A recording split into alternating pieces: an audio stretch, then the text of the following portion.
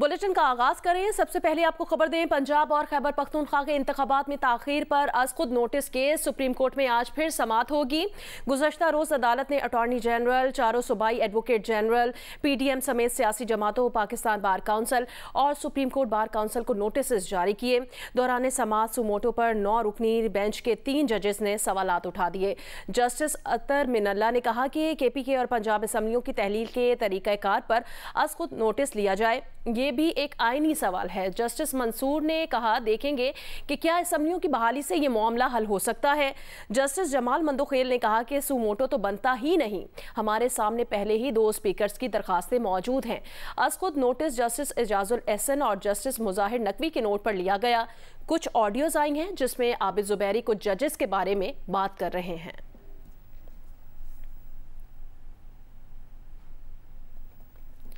विफाकी वजीर कानून आजम नज़ीर तारड़ ने कहा, इलेक्शन के मामले पर अज खुद नोटिस बनता ही नहीं था। फिर गुलाम महमूद डोगर केस की समाअत के दौरान अज खुद नोटिस की सिफारिश की गई, जबकि महमूद डोगर का केस गैर मुतालिका था। जियो न्यूज़ के प्रोग्राम आज शाहजेब खानजादा के साथ में बातचीत करते हुए उन्होंने कहा, माजी में जस्टिस बशीर जहांगीरी ने बेनज़ीर केस में ऑडियो लीक सामने आने के बाद अदालती फैसला ख़त्म कर दिया, मगर जज अरशद मलिक ऑडियो केस सामने आने के बाद ऐसा नहीं किया गया। ये मामला जो है वो सुओ मोटो पावर्स एक्सरसाइज करने का नहीं था, और अगर किसी वजह से इसमें ये मामला टेकअप किया भी जाना था तो फिर 2 जज साहबान ने बिल्कुल कैटेगरिकली कहा अपने हुक्म में कि बादिउन नज़र में ये 90 रोज़ की वायलेशन हो गई है और जो आइन है उसके हवाले से हमें संगीन खदशात हैं कि उसकी पासदारी नहीं हो पा रही। तो और एक ऐसे केस में जिसका कोई इससे जुड़त नहीं थी, कोई नेक्सस नहीं था, ये जो भिजवाना है इस मैटर का, उस पर भी क्वेश्चंस उठेंगे और वकला उठाएंगे। और जो आज जस्टिस जमाल खान मंदोखेल साहब ने जो नुक्ता उठाया 2 जज साहबान को, इस पर ज़रूर सोचना चाहिए। तर्जुमान अमरीकी महकमे खारजा नेड प्राइस ने कहा, तालिबान यकीनी बनाएं कि दाइश, TTP और दीगर खित्ते का अमन खराब ना करें। अफगान तालिबान वादों की पासदारी करें। प्रेस ब्रीफिंग में नेड प्राइस का कहना था, पाकिस्तान के साथ इक्तिसादी और तिजारती ताल्लुकात को मिसाली बनाना चाहते हैं। पाकिस्तान के साथ तवानाई, ज़राई आला, दीगर शोबों में तिजारत के फ़रोग की ज़रूरत है। 2 दहाइयों में पाकिस्तान में सरमायाकारी करने वालों में अमरीका सर-ए-फ़हरिस्त है। पाकिस्तान के साथ 1 साल में हमारी सरमायाकारी में तकरीबन 50% इजाफा हुआ। एपेक्स कमेटी का इजलास आज होगा। अस्करी और सिविलियन क़यादत शिरकत करेगी। इजलास में मुल्की अमन अमान की सूरत हाल पर गौर किया जाएगा। पेशावर धमाके, कराची दहशतगर्दी वाक़यात पर ब्रीफिंग दी जाएगी। नेशनल एक्शन प्लान पर अमल दरामद से मुतालिक गौर भी किया जाएगा। इजलास में 4 वज़ीर आला भी शरीक होंगे।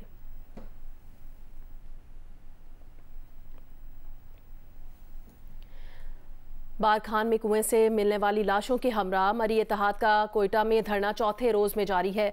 बाजियाब कराई गई खातून गिरानाज और 5 बच्चों को धरने में पहुंचाने का मुतालबा किया गया है। मजीद जानेंगे जियो न्यूज़ के नुमाइंदे शहाब उमर से। शहाब, बताइएगा, मुगवियों की बाजियाबी और सरदार अब्दुर्रहमान के एतरान की गिरफ्तारी के बावजूद धरना क्यों खत्म नहीं किया गया अब तक? जी, जो बारकान कत्ल के खिलाफ जो मरी इत्तेहाद का एहतजाजी धरने का सिलसिला है, आज चौथे रोज भी जारी है। रेड जोन के करीब जो मैयतें हैं वो भी एम्बुलेंस में रखी गई हैं। धरना खत्म कराने के हवाले से हमारी बात हुई है जो मरी इत्तेहाद के सेक्रेटरी जनरल हैं जहांगीर खान मरी, तो उन्होंने हमें बताया चूँकि जो मगवी बाजियाब हुए हैं उन्हें कुल्लू से क्वेटा पहुँचा दिया गया है, और उनका यही बताना था कि आज मुतवक्का है कि कुछ देर बाद उन्हें यहाँ पे धरने के मकाम पे लाया जाएगा। उन्होंने ये बताया कि उनके तकरीबन जो 6 मुतालबात हैं उनमें से 5 मुतालबात तो पूरे हो गए हैं, और जो आखिरी मुतालबा है उस पर भी जो है जारी है, बातचीत हो रही है। तमाम उनका ये भी कहना था कि जो ऐवान ऑफ करात में जो जिरगा है उनके जो मोतबरीन हैं वो आज धरने के मकाम पे आएंगे। उनसे मुशावरत के बाद है जो धरना खत्म कराने के हवाले से उनका ये हतमी फैसला किया जाएगा। जी, बहुत शुक्रिया शहाब उमर अपडेट करने के लिए। बिजली और डॉलर की कदर में इजाफे से खाम माल इस कदर महंगा हो चुका है कि फैसलाबाद के पारलूम्स मालिकान पैदावारी नुकसान से बचने के लिए फैक्ट्रियां बंद कर रहे हैं, जिससे मजदूर बेरोजगार होने पर मजबूर हैं। रिपोर्ट करेंगे इरफानुल्लाह। बिजली की कीमतों में इजाफे और रुपए की कदर में कमी की वजह से पैदावारी लागत नाकाबिले बर्दाश्त सतह पर पहुंच जाने से फैसलाबाद में पावर लूम्स बंदिश का शिकार हो रही हैं। रोजगार के दरवाजे बंद होने पर मजदूर इंतहाई परेशान हैं। हत्थ च डब्बा हुंदा साडे, असीं फैक्ट्री आईदा, अगों फैक्ट्री बंद हुंदी है। मालिक कहंदा कि सूत्र महंगा हो गया, फैक्ट्री नहीं चलनी। असीं घर नूं जाने आ ते घर जाके परेशानी बच्चों की कि ना साडे घर दुध, ना घ्यो, ना चीनी, ना आटा। असीं कित्थे जाइए? चेयरमैन लेबर कौमी मूवमेंट का कहना है कि महंगी बिजली और खाम माल ने पावर लूम सेक्टर को तबाही की तरफ धकेल दिया है। इस वक्त 30% पावर लूम इंडस्ट्री मुकम्मल तौर पर बंद हो चुकी है। 1.5 लाख से जो परदेसी मजदूर थे वो अपने घरों को वापस रवाना हो चुके हैं। फैसलाबाद में 24 घंटे चलने वाली फैक्ट्रियों की बंदिश और काम की शिफ्टें कम होने से रोजाना उजरत पर काम करने वाले मजदूर इंतहाई परेशान हैं। कैमरामैन अली असलान और मोहम्मद उस्मान के साथ इरफानुल्लाह, जियो न्यूज़, फैसलाबाद। मुल्तान की बेशतर शाहराहों और चौकों पर लगे ट्रैफिक सिग्नल्स बंद होने के बायस ट्रैफिक जैम रहना मामूल बन चुका है। मजीद बताएंगे जियो न्यूज़ के नुमाइंदे जौदत नदीम। जी, मुल्तान में ट्रैफिक जाम होना मामूल बन गया है, जहां एक तरफ तरक्याती मंसूबों में ताख़ीर की वजह से शहरी मिनटों का सफ़र घंटों में करने पर मजबूर हैं। वहीं ट्रैफिक सिग्नल्स कई सालों से ख़राब होने की वजह से ट्रैफिक हादसात में इजाफा देखने में आ रहा है। मुल्तान की अगर बड़ी शाहराहों की बात की जाए तो हर शाहराह के ऊपर अक्सर व बेशतर आपको ट्रैफिक सिग्नल्स तो मिलते हैं, लेकिन वो तमाम ख़राब मिलते हैं। और कई शाहराहें ऐसी हैं जहाँ पर सिरे से ट्रैफिक सिग्नल्स मौजूद ही नहीं हैं।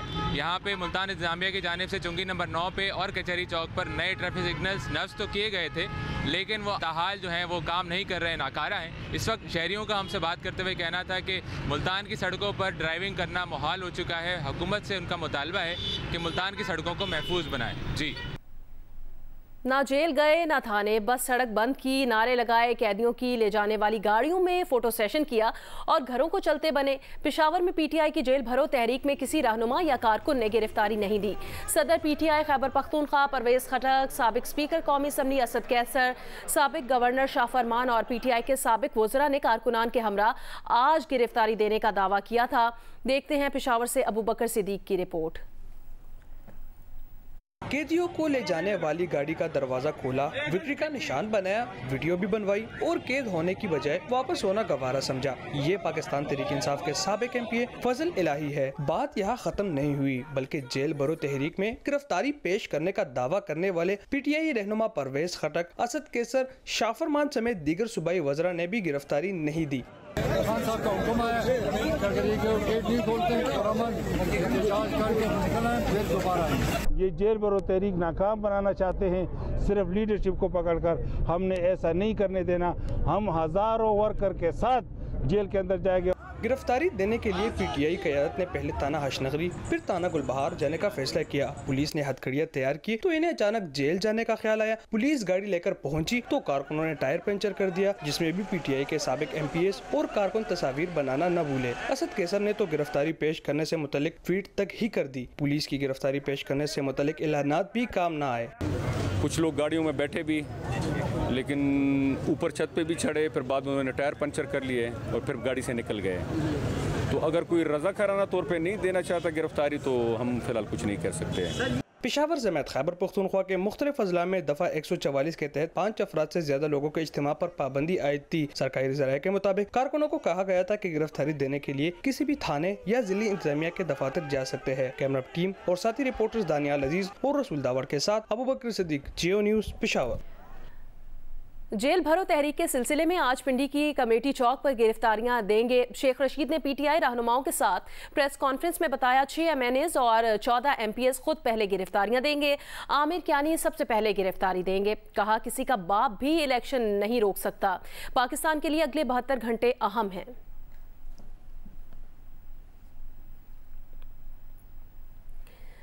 सिंध हाई कोर्ट बार के साबिक सदर सलाहुद्दीन अहमद ने कहा कि पिछले 5 वर्षों में एक खास जज ने हसास नौयत के 73 केसेस की समाअत की, जबकि एक और जज ने ऐसे सिर्फ 9 केसेस की समाअत की। जब ऐसा अदम तवाजुन होगा तो सवाल तो उठेंगे। जियो न्यूज़ के प्रोग्राम आज शाहजेब खानजादा के साथ में बातचीत करते हुए उन्होंने कहा पंजाब असम्बली में पार्टी फैसले के खिलाफ वोट देने वालों के केस में आइन रीराइट किया गया, जिसके बाद बहरान दर बहरान पैदा हुआ। पाकिस्तान बार काउंसिल की एग्जीक्यूटिव कमेटी के चेयरमैन हसन रजा पाशा ने कहा खास केस के लिए खास बेंच बनाएंगे तो उंगलियां तो उठेंगी। दुरुस्त एतराज़ात आज आपके ख्याल में उठाए गए? बहुत ऑब्जेक्शंस उठते हैं कि तमाम जो सियासी तौर पे जो इम्पोर्टेंट सेंसिटिव केसेस होते हैं वो सिर्फ 3 या 4 या 5 जजेस में उनको सुनते हैं। इस पे अब जज साहिबान भी खुल के इस पे एतराज़ कर रहे हैं, पब्लिक में भी ये ऑब्जेक्शन है, बार में भी ऑब्जेक्शन है। पिछले 5 साल में मैंने डेटा निकाला कि जो भी पॉलिटिकली सेंसिटिव केसेस हैं, हमने ये देखा कि एक जज साहब जो थे वो 73 पॉलिटिकली सेंसिटिव केसेस में वो मौजूद थे बेंच पे, एक जज साहब जो थे वो सिर्फ 9 में थे। तो ये जब इतनी स्टार्क डिस्पैरिटी आ जाती है तो फिर लोग सवाल उठाना शुरू कर देते हैं। हालत को बिल्कुल इस बात की जड़ तक पहुंचना चाहिए। आप ये जो अभी कॉन्स्टिट्यूशनल क्राइसिस क्रिएट किया हुआ है, ये शुरू इसलिए हुआ था क्योंकि सुप्रीम कोर्ट ने एक फैसला दिया कि डिफेक्टर के वोट जो हैं वो नहीं गिने जाएंगे। फिर उनके हुक्म के ऊपर परवेज इलाही साहब को चीफ मिनिस्टर लगाया गया।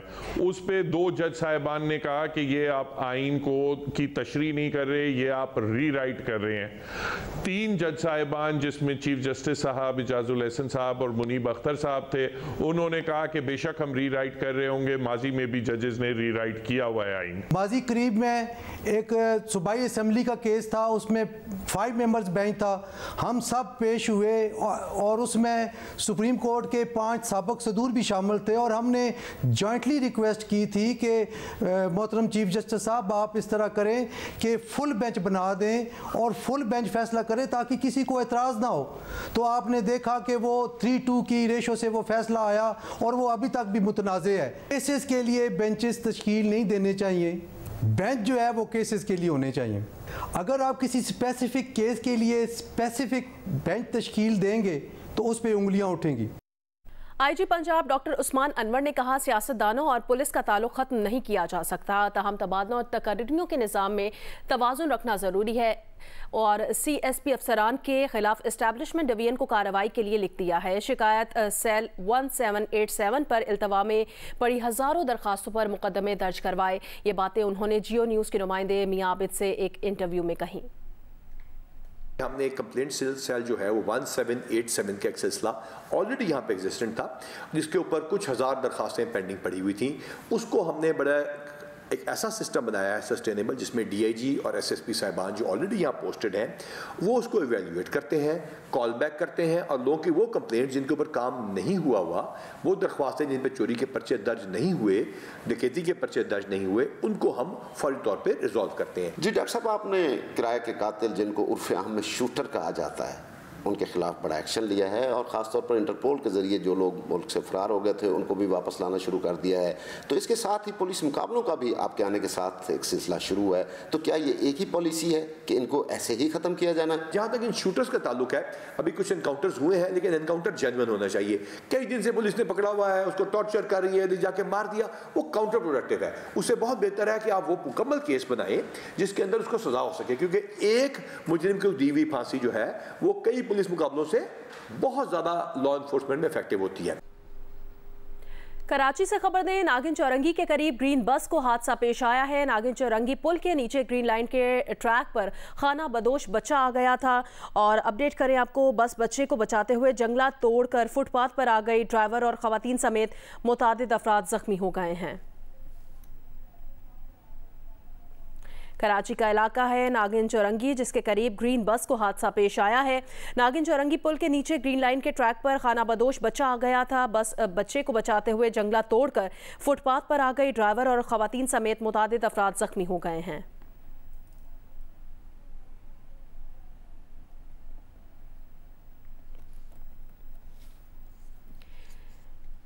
Chairman public accounts committee Noor Alam Khan ने कहा कि PAC तहकीकात न करने वाले नैब अफसरान की इंक्वायरी FIA और ऑडिट हुकाम को दे सकती है। कमेटी ने खैबर पख्तूनख्वा में मुतादिद मंसूबों की तहकीकात का हुक्म दिया, लेकिन कोई रिपोर्ट पेश न की गई। जमशुदा अजला के तरक्याती मंसूबों और तैयबा गुल के केसेस में हिदायत के बावजूद कोई पेशरफ्त नहीं हुई। इस्लामाबाद से रिपोर्ट देखिए अशरफ मलखम की। डिप्टी चेयरमैन नायब ज़ाहिर शाह ने पब्लिक अकाउंट्स कमेटी को बताया है कि बैंक ऑफ खैबर में करप्शन और 70 से ज़ायद गैर कानूनी तैनातियों की तहकीकात के लिए स्टेट बैंक ने इजाजत दे दी है। मलमजबा रिजॉर्ट पर हुक्म इम्तना है। मनसूबा वफाकी हुकूमत की जमीन पर बनाया गया और बोली को कंट्रोल किया गया। सवाई हुकूमत 15 साल की लीज दे सकती थी, लेकिन 33 साल की लीज थी।